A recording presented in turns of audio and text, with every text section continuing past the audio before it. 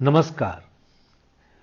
उनके खत और आप की 574वीं कड़ी 574th एपिसोड में अभिवादन स्वीकार कीजिए देवतोष का। दोस्तों, आज के खत की तारीख 23 फरवरी साल 1960, फरवरी 23, 1960। प्रिय बेटी निवेदिता, आशीर्वाद।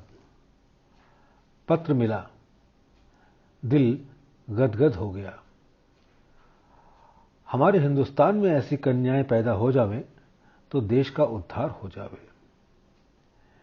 एक एक शब्द, एक एक लाइन व्यक्त करती है, जाहिर करती है कि आपको ईश्वर के प्रति कितना प्रेम है और कितनी तेजी से आप उसकी तरफ बढ़ने के लिए तैयार बैठी हैं।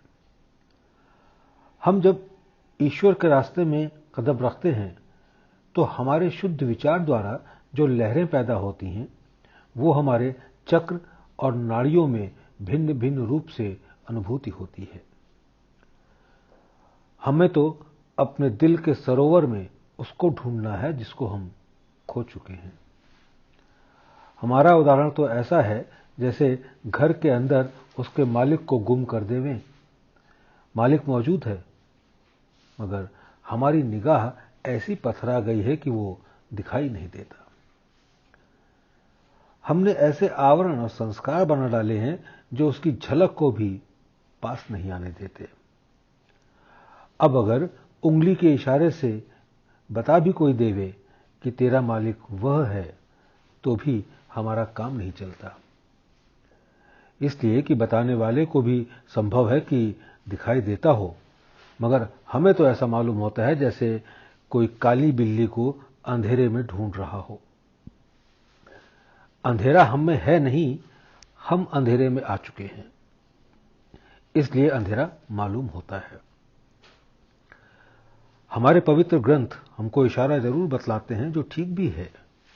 उससे हम में साहस बढ़ता है कि कोई है जरूर जिसकी तरफ वो इशारा कर रहे हैं।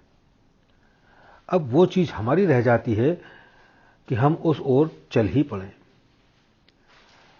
अब हम अगर शब्द संकेत की तरफ चलते हैं तो फायदा जरूर होता है, लेकिन एक सीमा तक, क्योंकि इशारे की तरफ चलने के लिए हमें अपने आंखों का सहारा लेना पड़ता है जिसको कि हम बिगाड़ चुके हैं। ये तो वही बात हुई कि एक शरीर और चंचल लड़के को, शरीर यहां पर का मतलब है नटखट, शैतान। ये तो वही बात हुई कि एक शरीर और चंचल लड़के को हम अपने बच्चों की शिक्षा के लिए सुपुर्द कर दें। इन बातों को विचार करते हुए हम ऐसे मनुष्य का इशारा लेते हैं जो ब्रह्मनिष्ठ हो चुका हो और मार्ग से अच्छी तरह वाकिफ हो।